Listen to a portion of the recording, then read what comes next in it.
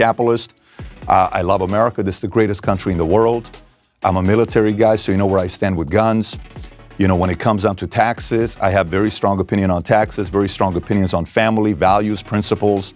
You know, our incentive program right now on how it's, you know, encouraging people to have kids, single mother, all this stuff, I have very strong philosophies in. But in regards to the media, how we're building the media, the main basis is capitalism. And anything can be built on the main, you know, core values and principles that we have is capitalism.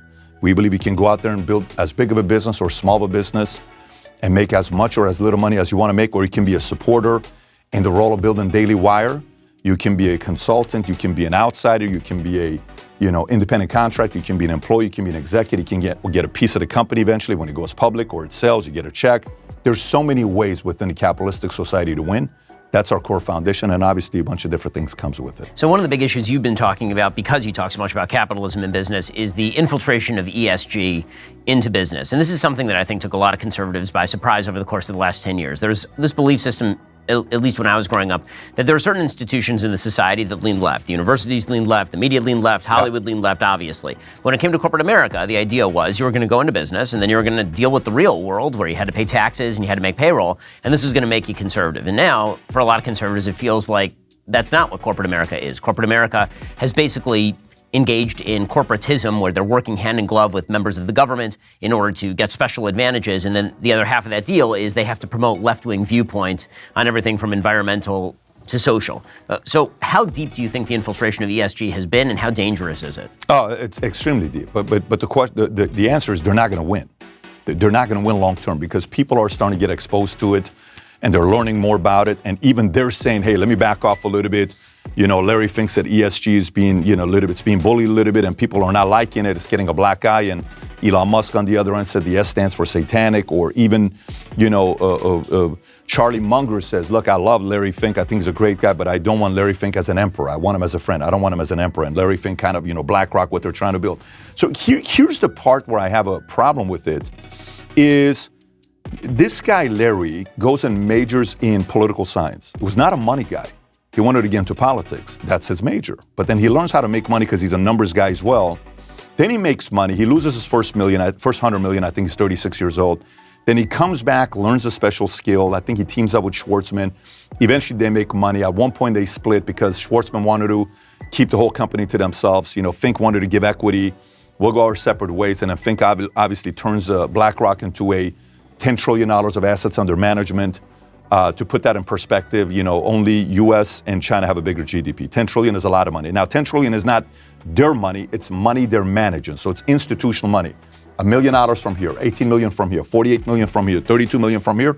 It's institutional, but they make the decision on what they do with your money. So then they choose, and you look across the board, the amount of reach that they have, whether it goes to, you know, military. So you're talking about Raytheon, Boeing, General Dynamics, you know, all these guys where they are the top 3 to 4 shareholders in those companies through their ETFs or through their institutional money. And in Hollywood, you go into so many different businesses. You look at 88%, I think it's 88% of S&P 500 companies, they're the top 3 shareholders in those companies. Imagine that kind of influence and control.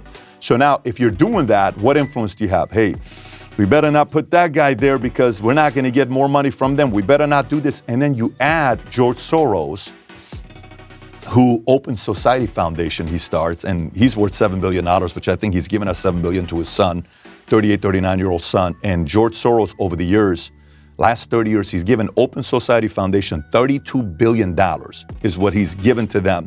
Then they came up with a way to do this DEI score, you know, diversity, equity, inclusive, which, by the way, when we were selling our insurance company, we built an insurance company with 45,000 agents. We sold it a year ago to Silver Lake in Integrated Marketing. Very happy with the partnership that we have with them. But a couple of the meetings that we had, Ben, was interesting because our insurance company, when we started it, at the time, the average insurance agent was a 56-year-old white male.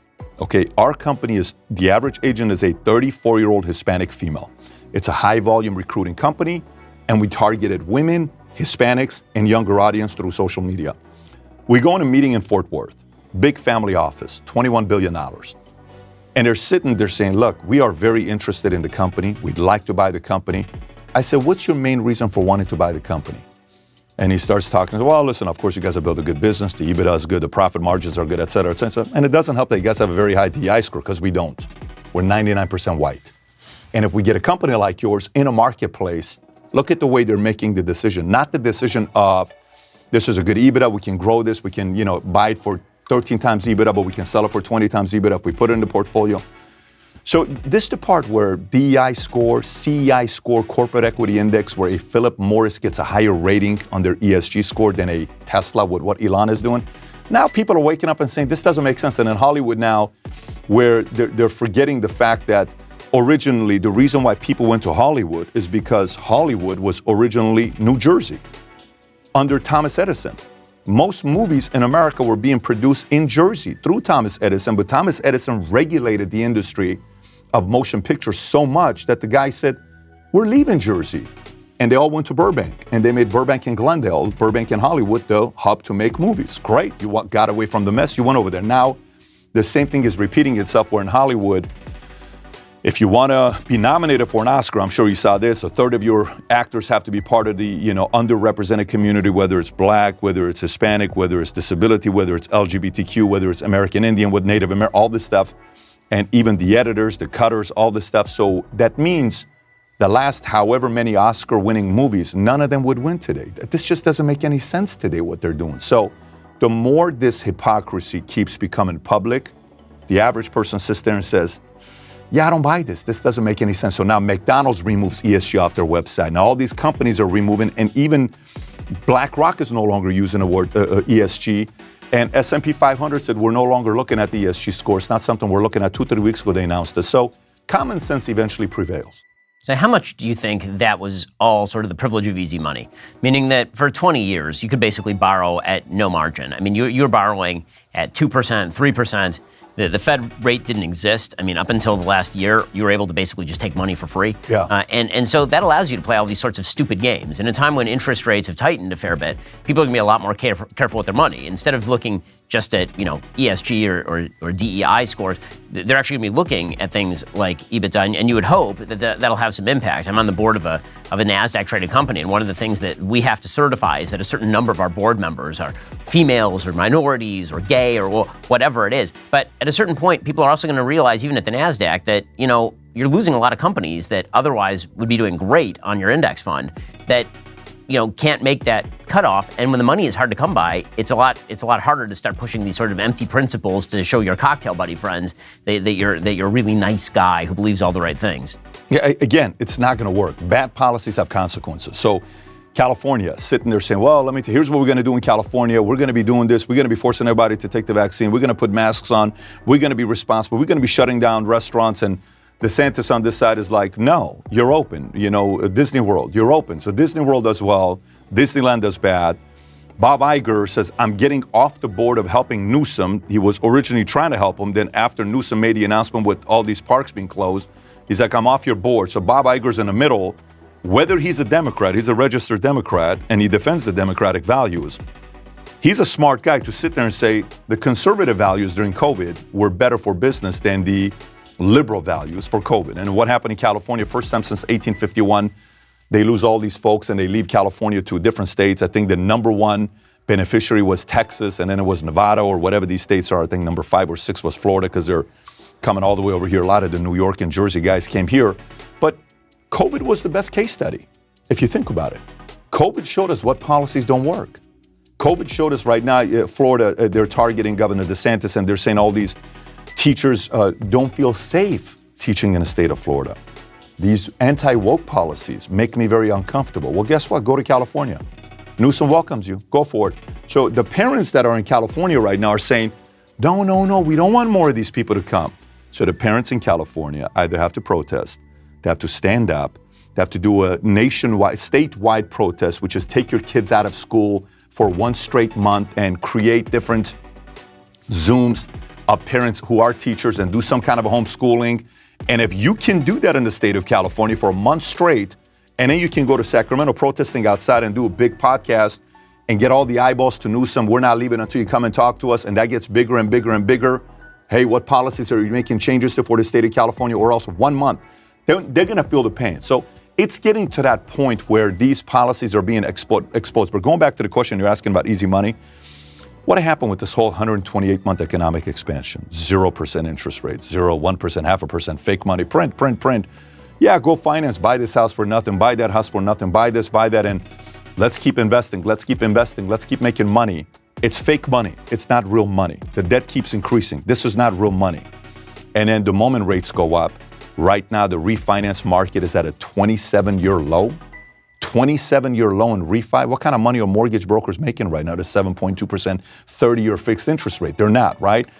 Although it's a good time to buy, it's not a good time to refi, but it's a good time to buy property. Only if you're all cash. Only if you're all cash. And if you can find some of the desperate situations, because still people have some savings left. Yeah, and the prices haven't dropped nearly as much as they're going to. They have not dropped. No, they have not. Sticky market. But they're going to, though.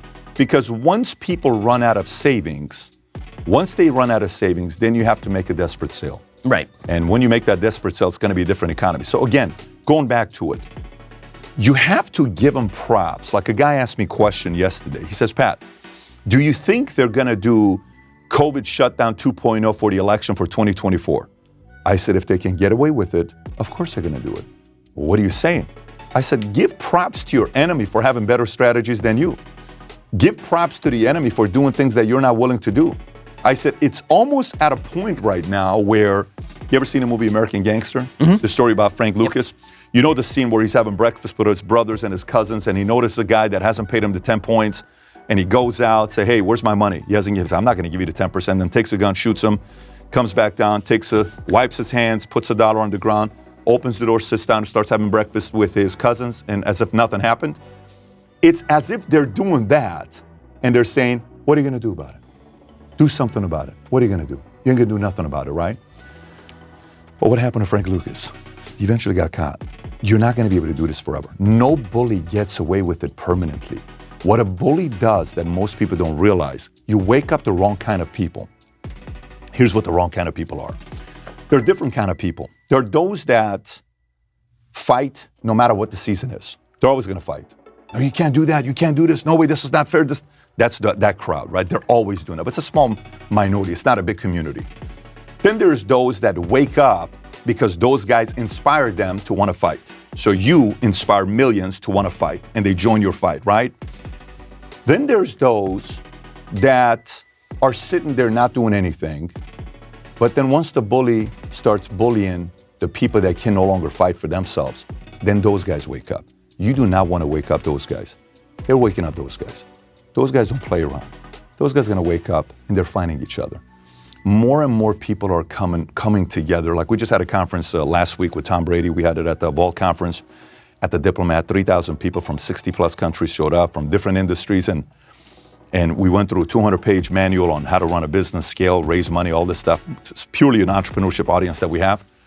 But then you would be amazed how many of them are wanting to talk policies. Small business owners, here's what's going on in my state, here's what's going on in my country. More people are looking at this message and saying, this is what I need more of right now because they're controlling me in X, Y, Z or such and such place.